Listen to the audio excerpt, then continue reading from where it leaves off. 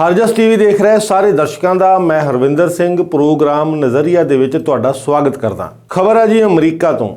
America ਦੇ ਵਿੱਚ ਅਜਿਹਾ ਕੀ ਹੋ ਰਿਹਾ ਹੈ ਜਿਹਦੀ ਵਜ੍ਹਾ ਕਰਕੇ ਅਮਰੀਕਾ ਮੈਕਸੀਕੋ ਸਰਹੱਦ ਦੇ ਉੱਤੇ ਹਜ਼ਾਰਾਂ ਦੀ ਗਿਣਤੀ ਵਿੱਚ ਲੋਕ ਇਕੱਠੇ ਹੋ ਗਏ। ਅਮਰੀਕਾ ਵਿੱਚ 3 ਸਾਲਾਂ ਤੋਂ ਵੱਧ ਸਮੇਂ ਬਾਅਦ ਟਾਈਟਲ 42 ਵਜੋਂ ਜਾਣੀ ਜਾਂਦੀ ਟਰੰਪ ਯੁੱਗ ਦੀ ਇੱਕ ਵਿਵਾਦਪੂਰਨ ਇਮੀਗ੍ਰੇਸ਼ਨ ਨੀਤੀ 11 ਮਈ ਨੂੰ ਖਤਮ ਹੋ ਰਹੀ ਹੈ। ਅਮਰੀਕਾ ਵਿੱਚ 3 ਸਾਲਾਂ ਤੋਂ ਵੱਧ ਸਮੇਂ ਬਾਅਦ ਟਾਈਟਲ 42 ਵਜੋਂ ਜਾਣੀ ਜਾਂਦੀ ਟਰੰਪ ਯੁੱਗ ਦੀ ਇੱਕ ਵਿਵਾਦਪੂਰਨ ਇਮੀਗ੍ਰੇਸ਼ਨ ਨੀਤੀ ਖਤਮ ਹੋ ਰਹੀ ਹੈ। ਅਜਿਹਾ ਹੋਣ ਤੇ ਅਧਿਕਾਰੀ ਅਮਰੀਕਾ ਮੈਕਸੀਕੋ ਸਰਹੱਦ ਦੇ ਉੱਤੇ ਪ੍ਰਵਾਸੀਆਂ ਦੀ ਆਮਦ ਲਈ ਤਿਆਰ ਹਨ।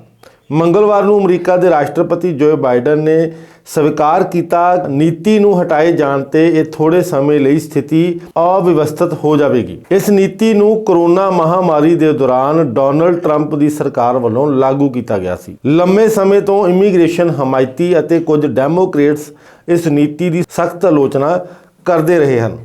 ਉਹਨਾਂ ਦਾ ਮੰਨਣਾ ਹੈ ਕਿ ਇਸ ਨੇ ਬਹੁਤ ਸਾਰੇ ਪਨਾਹ ਮੰਗਣ ਵਾਲਿਆਂ ਨੂੰ ਦੇਸ਼ ਵਿੱਚ ਆਉਣ ਤੋਂ ਰੋਕਿਆ। ਆਰਟੀਕਲ 42 ਕੀ ਹੈ? ਆਰਟੀਕਲ 42 ਹਟਾਏ ਜਾਣ ਦੀ ਖਬਰ ਆਉਂਦਿਆਂ ਹੀ ਪ੍ਰਵਾਸੀਆਂ ਨੇ ਇਕੱਠੇ ਹੋਣਾ ਸ਼ੁਰੂ ਕਰ ਦਿੱਤਾ। ਦੂਜੇ ਪਾਸੇ ਰਿਪਬਲਿਕਨਾਂ ਦੀ ਦਲੀਲ ਹੈ ਕਿ 2024 ਦੀਆਂ ਚੋਣਾਂ ਤੋਂ ਪਹਿਲਾਂ ਇੱਕ ਵੱਧਦੇ ਪ੍ਰਵਾਸ ਅਤੇ ਇਸ ਸੰਬੰਧੀ ਸਿਆਸੀ ਬਹਿਸ ਨੂੰ ਦੇਖਦਿਆਂ ਫਿਲਹਾਲ ਇਸ ਨੀਤੀ ਨੂੰ ਨਹੀਂ ਹਟਾਉਣਾ ਚਾਹੀਦਾ ਤਾਂ ਜੋ ਗੈਰ ਕਾਨੂੰਨੀ ਤੌਰ ਤੇ ਸਰਹੱਦ ਪਾਰ। ਟਾਈਟਲ 42 ਕਿਉਂ ਹਟਾਇਆ ਜਾ ਰਿਹਾ ਹੈ? ਟਾਈਟਲ 42 1944 ਦੇ ਇੱਕ ਕਾਨੂੰਨ ਨਾਲ ਸੰਬੰਧਿਤ ਹੈ ਜਿਸ ਨੂੰ ਪਬਲਿਕ ਹੈਲਥ ਐਕਟ ਵਜੋਂ ਜਾਣਿਆ ਜਾਂਦਾ ਹੈ। ਇਹ ਕਾਨੂੰਨ ਅਮਰੀਕੀ ਅਧਿਕਾਰੀਆਂ ਨੂੰ ਐਮਰਜੈਂਸੀ ਸ਼ਕਤੀਆਂ ਦਿੰਦਾ ਹੈ ਤਾਂ ਜੋ ਉਹ ਦੇਸ਼ ਵਿੱਚ ਬਿਮਾਰੀਆਂ ਦੇ ਫੈਲਣ ਨੂੰ ਰੋਕ ਸਕਣ। ਸਾਲ 2020 ਵਿੱਚ ਜਦੋਂ ਦੁਨੀਆ ਭਰ 'ਚ ਕੋਵਿਡ ਮਹਾਮਾਰੀ ਆਪਣੇ ਪੈਰ ਪਸਾਰ ਰਹੀ ਸੀ, ਉਸ ਵੇਲੇ ਰਾਸ਼ਟਰਪਤੀ ਡੋਨਾਲਡ ਟਰੰਪ ਦੀ ਸਰਕਾਰ ਨੇ ਮਾਰਚ 2020 ਵਿੱਚ ਇਹ ਨੀਤੀ ਲਾਗੂ ਕੀਤੀ ਸੀ ਤਾਂ ਜੋ ਦੇਸ਼ 'ਚ ਕੋਵਿਡ ਦੇ ਫੈਲਣ ਨੂੰ ਰੋਕਿਆ ਜਾ ਸਕੇ। ਟਾਈਟਲ 42 ਦੇ ਅਨੁਸਾਰ ਅਮਰੀਕੀ ਅਧਿਕਾਰੀਆਂ ਨੂੰ ਇਹ ਹੱਕ ਮਿਲ ਗਏ ਸਨ ਕਿ ਉਹ ਮਹਾਮਾਰੀ ਦੀ ਰੋਕਥਾਮ ਦੇ ਨਾਂ 'ਤੇ ਮੈਕਸੀਕੋ ਤੋਂ ਸਰਹੱਦ ਪਾਰ ਕਰਨ ਦੀ ਕੋਸ਼ਿਸ਼ ਕਰ ਰਹੇ ਪ੍ਰਵਾਸੀਆਂ ਨੂੰ ਦੇਸ਼ ਵਿੱਚ ਦਾਖਲ ਹੋਣ ਤੇ ਰੋਕ ਸਕਣ ਅਤੇ ਬਾਹਰ ਕੱਢ ਸਕਣ। ਇਹਨਾਂ ਪ੍ਰਵਾਸੀਆਂ ਵਿੱਚ ਮਾਨਵਤਾਵਾਦੀ ਸ਼ਰਨ ਮੰਗਣ ਵਾਲੇ ਲੋਕ ਵੀ ਸ਼ਾਮਲ ਸਨ। ਜਨਵਰੀ 2021 ਦੇ ਵਿੱਚ ਜੋ ਬਾਈਡਨ ਨੇ ਰਾਸ਼ਟਰਪਤੀ ਦਾ ਅਹੁਦਾ ਸੰਭਾਲਿਆ ਤਾਂ ਉਹਨਾਂ ਨੇ ਵੀ ਇਸ ਨੀਤੀ ਨੂੰ ਜਿਉਂ ਦਾ ਤਿਉਂ ਰੱਖਣ ਦਿੱਤਾ।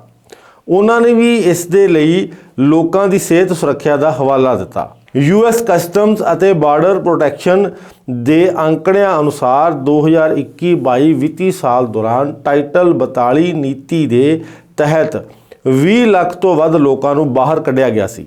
US centre for disease control ਅਮਰੀਕਾ ਦੀ ਸਿਹਤ ਨੀਤੀ ਦੀ ਨਿਗਰਾਨੀ ਕਰਦਾ ਹੈ। ਇਸ ਨੇ ਅਪ੍ਰੈਲ 2022 ਵਿੱਚ ਜਨਤਕ ਸਿਹਤ ਪ੍ਰਤੀ ਘੱਟ ਹੋਏ ਜੋਖਮ ਦਾ ਹਵਾਲਾ ਦਿੱਤਾ ਅਤੇ ਕਿਹਾ ਕਿ ਟਾਈਟਲ 42 ਨੂੰ ਹਟਾ ਦਿੱਤਾ ਜਾਵੇਗਾ। ਹਾਲਾਂਕਿ ਰਿਪਬਲਿਕਨ ਅਗਵਾਈ ਵਾਲੇ ਸੂਬਿਆਂ ਨੇ ਇਸ ਨੂੰ ਬਣਾਈ ਰੱਖਣ ਲਈ ਕੋਸ਼ਿਸ਼ਾਂ ਕੀਤੀਆਂ ਤੇ ਇਹਨਾਂ ਸਾਰੇ ਵਿਵਾਦਾਂ ਕਾਰਨ ਟਾਈਟਲ ਨੂੰ ਹਟਾਏ ਜਾਣ ਵਿੱਚ ਲਗਾਤਾਰ ਦੇਰੀ ਹੁੰਦੀ ਰਹੀ। ਟਾਈਟਲ 42 ਹਟਣ ਦੇ ਨਾਲ ਕੀ ਹੋਵੇਗਾ? US ਮੈਕਸੀਕੋ ਸਰਹੱਦ ਦੇ ਉੱਤੇ ਗੈਰ ਕਾਨੂੰਨੀ ਢੰਗ ਦੇ ਨਾਲ ਸਰਹੱਦ ਪਾਰ ਕਰਨ ਦੀ ਕੋਸ਼ਿਸ਼ ਕਰ ਰਹੇ ਪ੍ਰਵਾਸੀਆਂ ਦੀ ਆਮਦ ਲਈ ਸਥਾਨਕ ਸਰਕਾਰਾਂ ਅਤੇ ਅਧਿਕਾਰੀ ਤਿਆਰ ਹਨ। ਅਮਰੀਕੀ ਅਧਿਕਾਰੀਆਂ ਦਾ ਅਨੁਮਾਨ ਹੈ ਕਿ ਮਈ ਵਿੱਚ ਪ੍ਰਤੀ ਦਿਨ 10,000 ਤੋਂ ਵੱਧ ਲੋਕਾਂ ਦੇ ਆਉਣ ਦੀ ਉਮੀਦ ਹੈ। ਇਹ ਸੰਖਿਆ ਮਾਰਚ ਵਿੱਚ ਲਗਭਗ 5,000 ਸੀ। ਟਾਈਟਲ 42 ਦੇ ਤਹਿਤ ਬਹੁਤ ਸਾਰੇ ਪ੍ਰਵਾਸੀਆਂ ਨੂੰ ਸ਼ਰਨ ਦੀ ਬੇਨਤੀ ਕਰਨ ਤੋਂ ਬਿਲਕੁਲ ਰੋਕ ਦਿੱਤਾ ਗਿਆ ਸੀ, ਪਰ ਇਸ ਨੂੰ ਹਟਾਏ ਜਾਣ ਤੋਂ ਬਾਅਦ ਅਮਰੀਕਾ ਉਸ ਨੀਤੀ ਤੇ ਵਾਪਸ ਆ ਜਾਵੇਗਾ ਜਿਸ ਵਿੱਚ ਪ੍ਰਵਾਸੀਆਂ ਦੀ ਸ਼ਰਨ ਅਰਜ਼ੀਆਂ ਦੀ ਵੈਧਤਾ ਨੂੰ ਨਿਰਧਾਰਤ ਕਰਨ ਲਈ ਜਾਂਚ ਕੀਤੀ ਜਾਂਦੀ ਹੈ। ਇਸ ਨੀਤੀ ਤਹਿਤ ਜੇ ਕੋਈ ਪ੍ਰਵਾਸੀ ਜਾਂਚ ਤੋਂ ਬਾਅਦ ਸ਼ਰਨ ਲੈਣ ਦੇ ਯੋਗ ਸਾਬਤ ਨਹੀਂ ਹੁੰਦਾ ਤਾਂ ਹੀ ਉਸ ਨੂੰ ਰਿਪੋਰਟ ਕੀਤਾ ਜਾਂਦਾ ਹੈ। ਅਮਰੀਕਾ ਨੇ ਸ਼ਰਨ ਮੰਗਣ ਵਾਲਿਆਂ ਦੀ ਇੰਟਰਵਿਊ ਪ੍ਰਕਿਰਿਆ ਨੂੰ ਤੇਜ਼ ਕਰਨ ਲਈ ਨਵੇਂ ਪੈਮਾਨੇ ਤੈਅ ਕੀਤੇ ਹਨ। ਇਹਨਾਂ ਮੁਤਾਬਕ ਬਿਨੈਕਾਰਾਂ ਦੀ 24 ਘੰਟਿਆਂ ਦੇ ਅੰਦਰ ਸਕਰੀਨਿੰਗ ਕੀਤੀ ਜਾਵੇਗੀ ਅਤੇ ਜੇ ਲੋੜ ਪਵੇ ਤਾਂ ਕੁਝ ਦਿਨਾਂ ਜਾਂ ਹਫ਼ਤਿਆਂ ਦੇ ਅੰਦਰ ਉਹਨਾਂ ਨੂੰ ਵਾਪਸ ਭੇਜ ਦਿੱਤਾ ਜਾਵੇਗਾ। CBP ਦੇ ਅਨੁਸਾਰ ਗੈਰ ਕਾਨੂੰਨੀ ਢੰਗ ਨਾਲ ਸਰਹੱਦ ਪਾਰ ਕਰਨ ਦੌਰਾਨ ਫੜੇ ਗਏ ਲੋਕਾਂ ਅਤੇ ਡਿਪੋਰਟ ਕੀਤੇ ਪ੍ਰਵਾਸੀਆਂ ਤੇ ਘੱਟੋ ਘੱਟ 5 ਸਾਲਾਂ ਲਈ ਅਮਰੀਕਾ ਵਿੱਚ ਦੁਬਾਰਾ ਦਾਖਲ ਹੋਣ ਤੇ ਪਾਬੰਦੀ ਰਹੇਗੀ ਅਤੇ ਉਹਨਾਂ ਨੂੰ ਸ਼ਰਨਾਰਥੀ ਵਜੋਂ ਅਯੋਗ ਮੰਨਿਆ ਜਾਵੇਗਾ। ਬਾਈਡਨ ਪ੍ਰਸ਼ਾਸਨ ਨੇ ਪ੍ਰਵਾਸੀਆਂ ਨੂੰ ਕਾਨੂੰਨੀ ਇਮੀਗ੍ਰੇਸ਼ਨ ਦੇਣ ਲਈ ਕਈ ਰਸਤੇ ਬਣਾਉਣ ਦੀ ਕੋਸ਼ਿਸ਼ ਕੀਤੀ ਤਾਂ ਜੋ ਗੈਰ ਕਾਨੂੰਨੀ ਪ੍ਰਵੇਸ਼ ਰੋਕਿਆ ਜਾ ਸਕੇ। 2 ਮਈ ਨੂੰ ਐਲਾਨੇ ਗਏ ਇੱਕ ਸਮਝੌਤੇ ਦੇ ਹਿੱਸੇ ਵਜੋਂ ਮੈਕਸੀਕੋ ਨੇ ਕਿਊਬਾ, ਹੈਤੀ, ਨਿਕਾਰਾਗੁਆ ਅਤੇ ਵੈਨੇਜ਼ੁਏਲਾ ਤੋਂ ਪ੍ਰਤੀ ਮਹੀਨਾ 30,000 ਪ੍ਰਵਾਸੀਆਂ ਦੇ ਪ੍ਰਵੇਸ਼ ਨੂੰ ਸਵੀਕਾਰ ਕਰਨਾ ਜਾਰੀ ਰੱਖਣ ਲਈ ਸਹਿਮਤੀ ਦਿੱਤੀ। ਦੱਸ ਦਈਏ ਕਿ ਇਹੀ 4 ਦੇਸ਼ ਹਨ ਜਿੱਥੋਂ ਸਭ ਤੋਂ ਵੱਧ ਗੈਰ ਕਾਨੂੰਨੀ ਪ੍ਰਵਾਸ ਕਰਨ ਵਾਲੇ ਲੋਕ ਆਉਂਦੇ ਹਨ। ਅਮਰੀਕਾ ਨੇ ਹੌਂਡਰਸ, ਗੁਏਮਟਾਲਾ ਅਤੇ ਅਲ ਸੈਲਵਾਡੋਰ ਤੋਂ ਕੁੱਲ 1 ਲੱਖ ਲੋਕਾਂ ਨੂੰ ਸ਼ਰਨ ਦੇਣ ਦੀ ਸਹਿਮਤੀ ਦਿੱਤੀ। ਉਹ ਲੋਕ ਜਿਨ੍ਹਾਂ ਦੇ ਪਰਿਵਾਰ ਅਮਰੀਕਾ ਵਿੱਚ ਹਨ।